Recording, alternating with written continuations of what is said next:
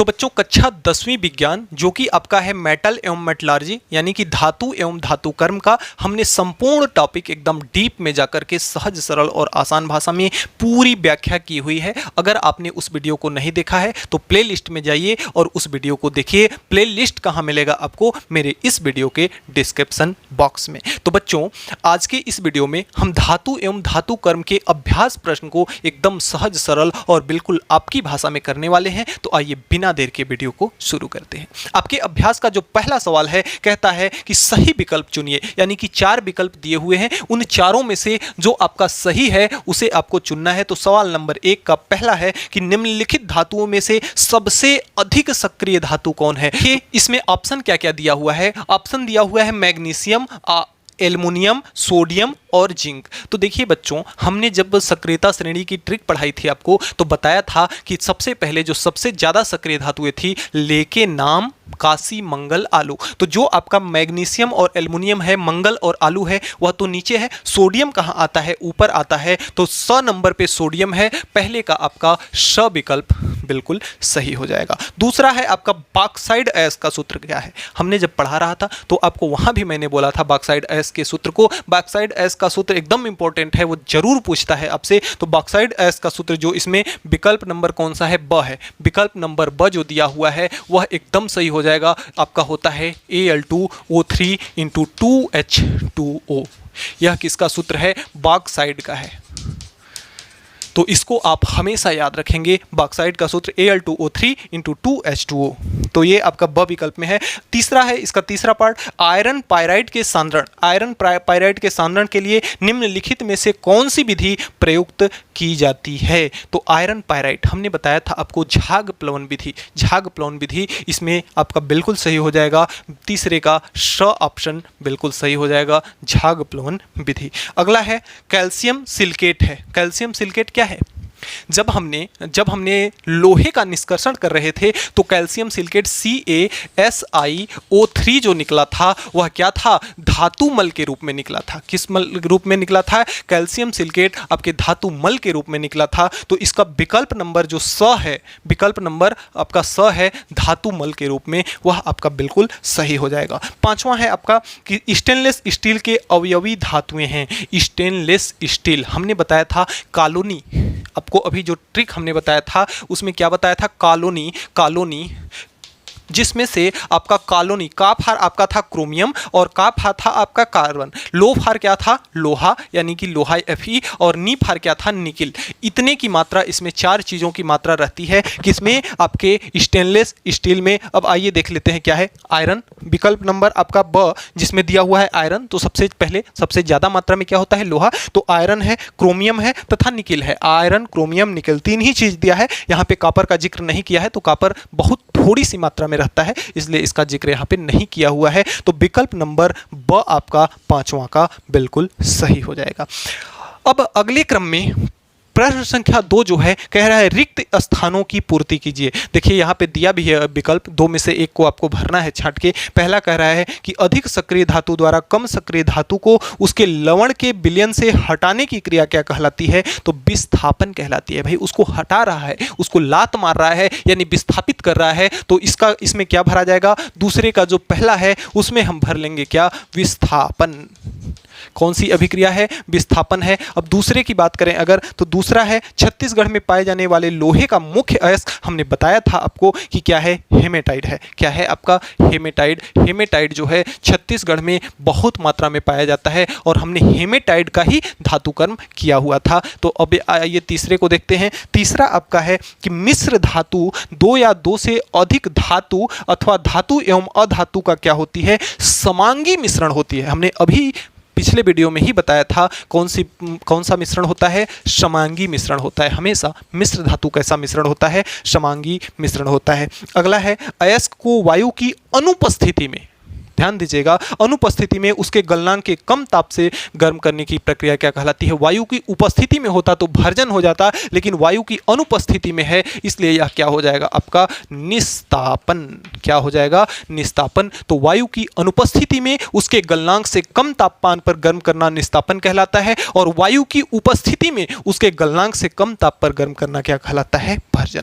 Version निस्तापन में बस छोटा सा अंतर है कि यह क्रिया वायु की अनुपस्थिति में होती है और वह क्रिया वायु की उपस्थिति में होती है। किसकी? भर्जन की क्रिया। तो इस प्रकार से प्रश्न 1 और 2 को हम हल कर सकते हैं। तो बच्चों अगले क्रम में जो तीसरा सवाल आपका है, कह रहा है निम्नलिखित को समझाइए। नंबर 1 अयस्क, नंबर 2 खनिज, नंबर 3 धातुमल और नंबर 4 गालक। देखिए हमने अपने वीडियो लेक्चर में इन सब चीज़ों का डिस्कस किया हुआ है। आप वीडियो लेक्चर इसके पहले के जरूर देखें, इसके पाठ के अंतर्गत, वहाँ आपको एकदम डीप में समझ में आ जाएगा। फिलहाल मैं एक लाइन में आपको यहाँ थोड़ी सी छोटी छोटी भाषाओं में समझा दूँ कि जो आपका भूपर्पटी में पाया जाती हैं जो धातुएं, वे क्या होती हैं? अगर बहुत ज़्यादा मात्रा में उनमें अशुद्धि है और कम मात्रा में धातुएं हैं तो वह क्या कहलाएंगी? खनिज कहलाएंगी। और वही अगर धातुओं की मात्रा ज़्यादा है और अशुद्धियों की मात्रा कम है तो वह क्या कहलाता है? आपका अयस्क कहलाता है। और जब हम लोहे के निष्कर्षण में, जब हम लोहे के शुद्धिकरण में हम क्या करते हैं? कोक की क्रिया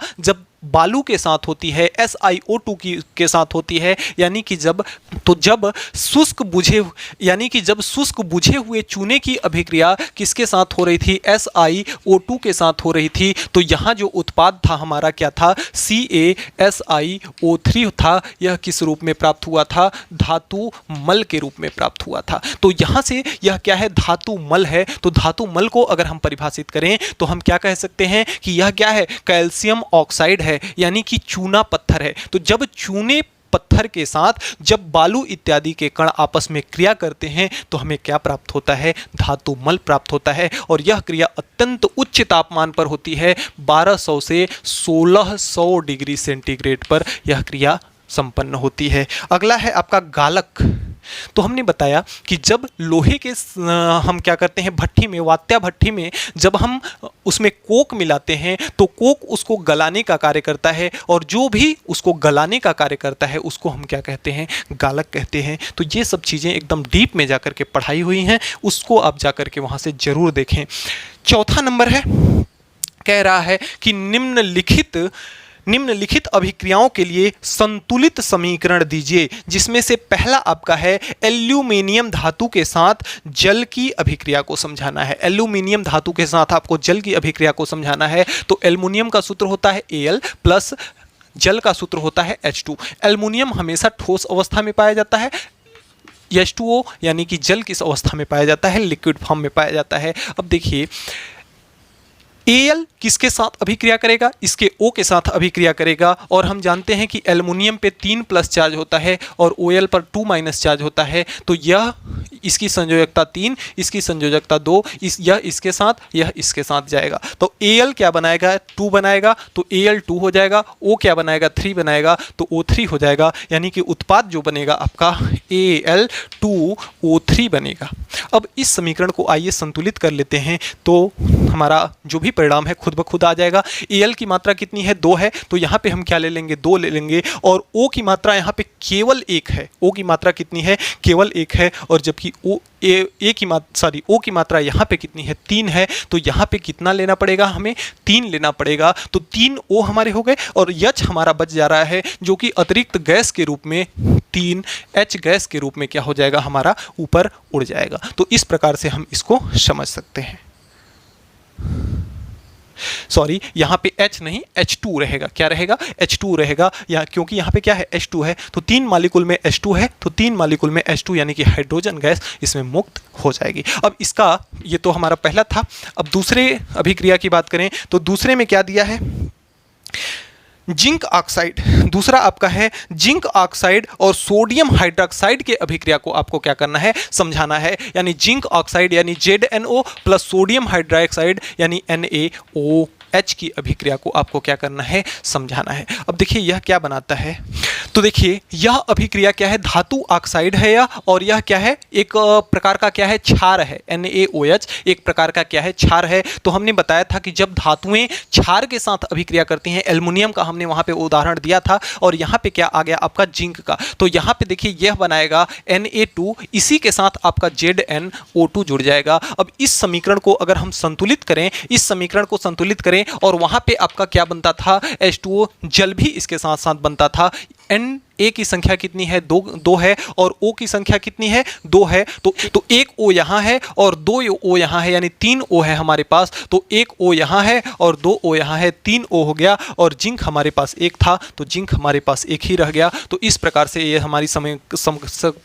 हमारा समीकरण संतुलित हो जाएगा। और यहाँ पे ये जो धातु बन रही है, ये जो यौगिक बन रहा है, यह क्या है, सोडियम, यह क्या है, सोडियम जिंकेट है। तो सोडियम जिंकेट इस प्रकार से हमें प्राप्त हो जाता है। अब अगर तीसरे क्रम में हम देखें, तो तीसरे क्रम में क्या कह रहा है, कैल्शियम कार्बोनेट को गर्म करने पर, क्या कह रहा है, कैल्शियम कार्बोनेट को गर्म करने पर, कैल्शियम कार्बोनेट क्या होता है, CaCO3, इसको जब हम गर्म करते हैं तो इसमें से कैल्शियम आपका अलग हो जाता है, और आपका कैल्शियम नहीं, इसमें से कैल्शियम ऑक्साइड आपका अलग हो जाता है, प्लस CO2 आपके गैस के रूप में क्या हो जाती है, बाहर उड़ जाती है। तो यहां से क्या मिलता है, हमें कैल्शियम ऑक्साइड मिलता है। और अगर हम चौथे की बात करें, तो चौथे में आपका दिया हुआ है सोडियम की ऑक्सीजन से अभिक्रिया। सोडियम की जब ऑक्सीजन के साथ अभिक्रिया होती है, यानी Na की किसके साथ, Na आपका किस में होता है, सॉलिड में, और O किस में होता है, ठोस में। ऑक्सीजन O2 के साथ जब अभिक्रिया होगी तब क्या बनेगा, देखिए Na पे कितना चार्ज होता है, Na पे +1 और O2 पे 2-, तो इसकी संयोजकता 2, इसकी संयोजकता 1, यह इसके साथ जाएगा, यह इसके साथ, तो यहां से बन जाएगा Na2, और O किसके साथ जाएगा, 1 के साथ, तो Na2O, तो यहां पे क्या बनेगा आपका, Na2O बन जाएगा। अब इस समीकरण को अगर हम संतुलित करें, इस समीकरण को अगर हम संतुलित करें, तो O की संख्या हमारे पास कितनी है, केवल 1 है, यहाँ पे 2 है, तो यहाँ पे हमें क्या लिखना पड़ेगा, 2। अब O की संख्या तो संतुलित हो जाती है, लेकिन Na की संख्या कितनी हो गई, 4, तो यहाँ पे हमें 4 मालिक्यूल में क्या लेना पड़ेगा, Na लेना पड़ेगा। तो इस प्रकार से हमारा यहाँ पे क्या बन जाएगा, सोडियम का ऑक्साइड हमें प्राप्त होगा। कब, जब सोडियम की ऑक्सीजन के साथ अभिक्रिया होगी तब। तो इस प्रकार से हमारा चौथा सवाल कंप्लीट होता है। अब अगले क्रम में जो हमारा प्रश्न संख्या 6 है, कहता है कि धात्विक ऑक्साइड से धातु के अपचयन की रासायनिक प्रक्रिया को समझाइए। धातु के अपचयन की, अब देखिए हमने जब बताया था आपको कि सबसे पहले हम धातु का अपचयन कैसे कराते हैं, सबसे पहले उसको ऑक्साइड में कन्वर्ट करते हैं। वहां पे 2 हमारी विधियां थी, एक कार्बन अपचयन विधि और दूसरा था रासायनिक अपचयन विधि। तो जो कार्बन अपचयन विधि था उसमें हमने क्या किया, जिंक को पहले, जिंक के अयस्क को हमने जिंक ऑक्साइड में परिवर्तित किया। उसके बाद इसमें क्या मिलाया, कार्बन के रूप में इसमें किसको मिलाया, गालक को मिलाया। कार्बन के रूप में इसको गालक को मिला करके इसको हमने क्या किया, गर्म कराया। इसको हमने क्या किया, गर्म कराया। तो ये जो C है O के साथ जुड़ करके यह क्या बना देता है, कार्बन मोनोऑक्साइड बना देता है, और जो जिंक होता है वह आपका जिंक अलग हो जाता है। तो अब देखिए इसमें होता क्या है कि जिंक पे 2+ चार्ज होता है। अब यह इससे क्या हो गया, अलग हो गया। अब यहाँ पे आपका अगर इन दोनों को मिला करके देखें तो इन पर चार्ज कितना है, 0 है, और यहाँ पे जिंक पे चार्ज कितना है, 2+ है, यानी कि 0 से प्लस जा रहा है। और जहाँ प्लस बढ़ता है वहाँ क्या होता है, अपचयन होता है, और जहाँ प्लस घटता है वहाँ क्या होता है, ऑक्सीकरण होता है। तो यहाँ पे कौन सी अभिक्रिया हो रही है, अपचयन। कौन सी अभिक्रिया हो रही है, अपचयन की अभिक्रिया हो रही है। तो यह कौन सा मेथड था हमारा, कार्बन अपचयन विधि, जिसमें हम कार्बन को गालक के रूप में मिला करके धातु का अपचयन कराते हैं, वह क्या कहलाता है, कार्बन अपचयन विधि। और दूसरे क्रम में हमारा क्या था, दूसरे क्रम में हमारा था कि अधिक क्रियाशील धातुएं, जैसे आपका था CuSO4, कॉपर सल्फेट के विलयन में अगर हम लोहे को मिला दें, कॉपर सल्फेट के विलयन में लोहे को मिला दें, तो लोहा जो है कॉपर से क्या है, ज़्यादा शक्तिशाली है। कॉपर से क्या है, ज़्यादा शक्तिशाली है। कॉपर को लात मार के किनारे कर सकता है, तो वही करेगा क्या, कॉपर को लात मार के किनारे कर देगा और अपने किसके साथ जुड़ जाएगा, SO4 के साथ जुड़ करके अपना घर बसा लेगा।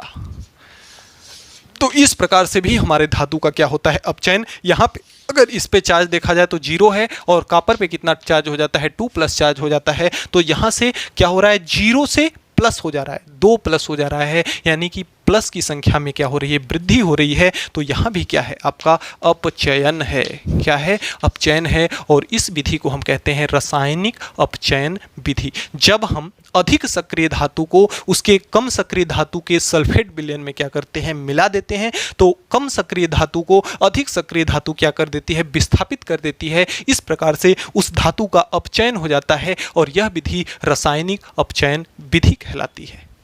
तो इस प्रकार से हम छठवें को समझ सकते हैं। अब आइए देखते हैं प्रश्न संख्या 7 को।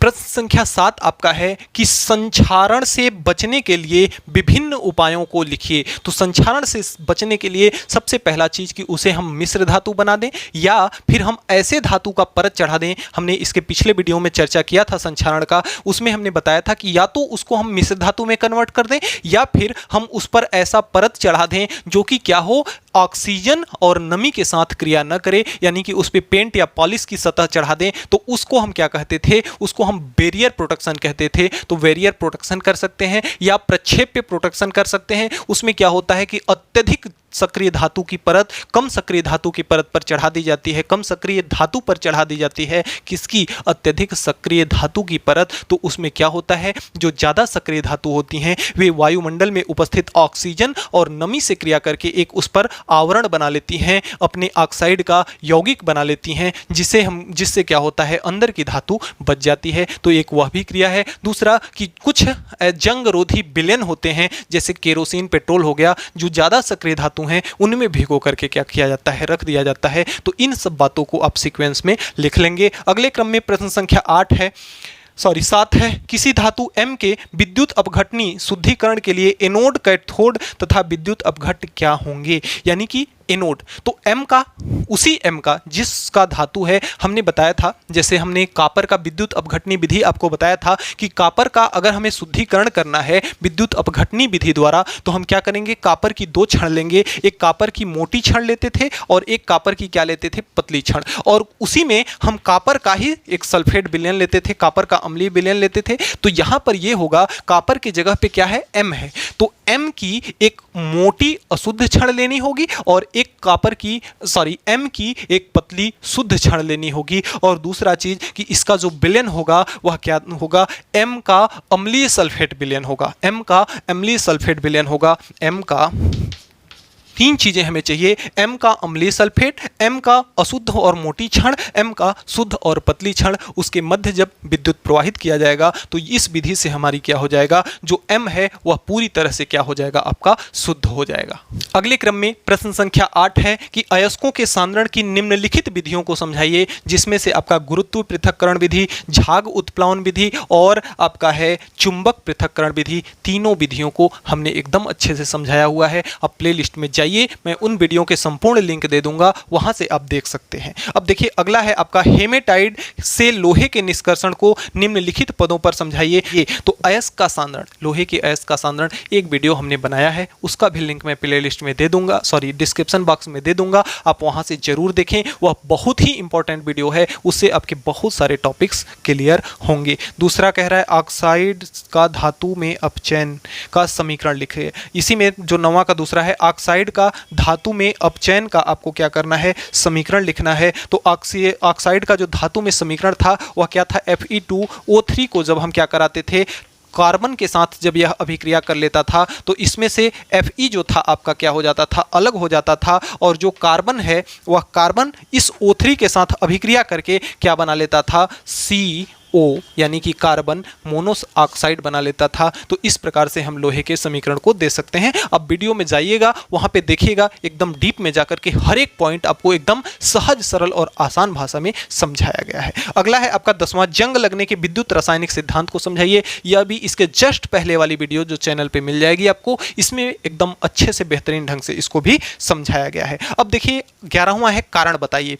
पहला है आभूषण बनाने के लिए सोना, चांदी तथा प्लेटिनम धातुओं का उपयोग क्यों किया जाता है। पहला चीज कि प्लेटिनम और सोना चांदी जो धातुएं हैं अत्यधिक चमकदार हैं, इसलिए इनका उपयोग किया जाता है। दूसरा चीज कि इन पर किसी भी प्रकार का जंग नहीं लगता, इनकी बाहरी परत जो है किसी के साथ अभिक्रिया नहीं करती, क्योंकि ये ज्यादा क्रियाशील धातुएं नहीं हैं, यह अक्रिय धातुएं हैं। अक्रिय धातुएं नहीं, क्रियाशील हैं लेकिन उतना ज्यादा क्रियाशील नहीं है कि नॉर्मली जल और वायु से अभिक्रिया करके जंग लग जाए। तो पहला चीज कि इस पे जंग नहीं लगता, दूसरा चीज कि यह क्या होती हैं, चमकदार होती हैं और नर्म होती हैं, इसलिए इनका उपयोग आभूषण बनाने के लिए किया जाता है।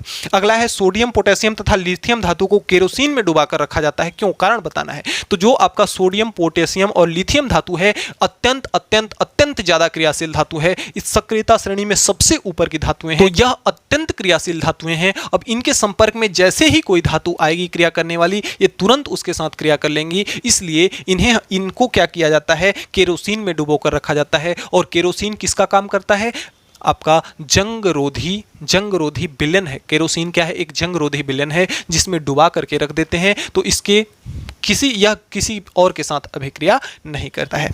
अगला है तीसरा, एल्युमिनियम एक सक्रिय धातु है, फिर भी इसका उपयोग बर्तन बनाने में किया जाता है। पहला चीज कि एल्युमिनियम बहुत सस्ती धातु है, इसलिए इसका बर्तन बनाने में उपयोग किया जाता है। दूसरा चीज कि यह एक ऊष्मा का अच्छा चालक है, इसलिए इसका उपयोग किया जाता है।